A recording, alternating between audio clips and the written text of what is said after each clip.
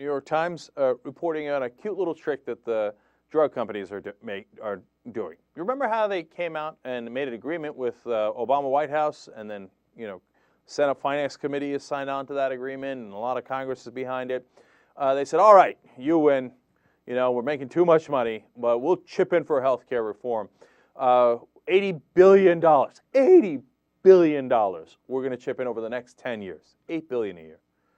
Are we not merciful? Are we not merciful? And I said, be wary, because these guys are not in the business of giving away money. They're in the business of trying to get more money, right? So they claimed that this was their big compromise, and that because of that, you shouldn't have the public option, among other things. Apparently, all the healthcare providers were against the public option because they don't want to negotiate. Why do the drug companies care? They're not the insurance companies. They care because they're worried that if you have the government coming in, they can negotiate better prices with the drug companies. And they don't want that. They want higher prices that you pay, right? And for Medicare and Medicaid that the government pays.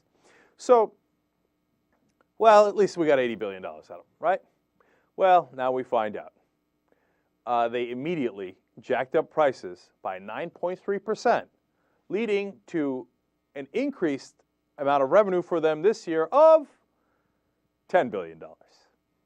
So they're going to give $8 billion back to the government, but they just raised your prices by $10 billion. So they look like they're giving away money when, in fact, they've raised prices so much that they're making an extra $2 billion a year off it. When the New York Times asked them about this, because this was done in not only an academic study, but a study of the industry by people who rate the industry, so commercial interests, okay? So it's fairly indisputable in this case. And they asked the industry lobbyists and groups about this, and they're like, oh, no, those things are totally unrelated. No, these prices were going to go up no matter what at this dramatic increase at this time. We could see that coming. They're like, really?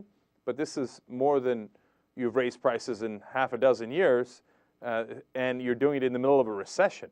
So people's wages went down, and you increased their drug prices by about 9%, a little higher than 9%. How does that make sense? They're like, trust us, it does.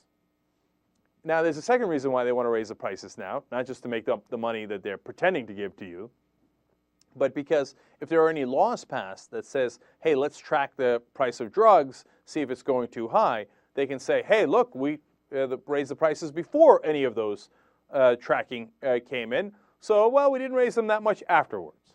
It's because they already raised them now.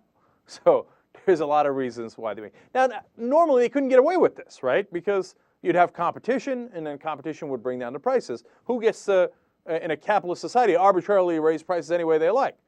Well, the problem is they have a monopoly passed by the House and the Senate on certain drugs that they've patented, which is actually 78% of the market are those patented drugs. Now, look, there's a reason to allow the patents because you want to encourage innovation and research so we get great drugs. I get that. But we've explained on previous shows that that patent makes sense for about 5 years, and that's the law that was passed before, and that worked well. Everybody made enough money so that they kept doing more and more innovation. That 5 years has been extended to 12 years for biotech drugs. So they're going to make an obscene amount of money for that part of the industry. And the list goes on. And then so when you ask a consumer, as the New York Times did, there was a guy who runs a jewelry store, and he says, look, they, quote, they can charge what they want. It's not fair, Eric White said. And then he said, what can I do? I need the medicine. And by law, they're the only ones who are allowed to sell them. So we got to take it. And the prices go higher and higher and higher. And then if your insurance is covering it, your insurance premiums go higher and higher and higher. And they pretend that they gave you $80 billion back when they did no such thing.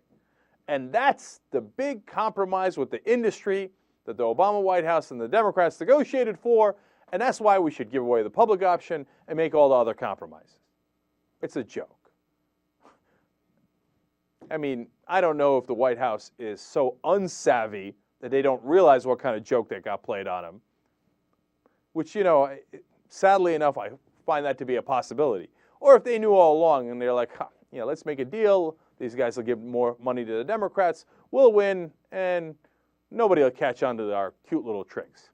Great reporting in this case by the New York Times to have found those two studies and to report it and to report the price increases that have happened and the fact that they've already passed on that savings they were supposed to give us right back to us who are paying the bill, and they make a little extra money on top.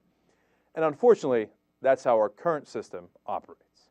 Have you seen all the TYT videos from today? Check out the Young Turks YouTube channel. Do it already.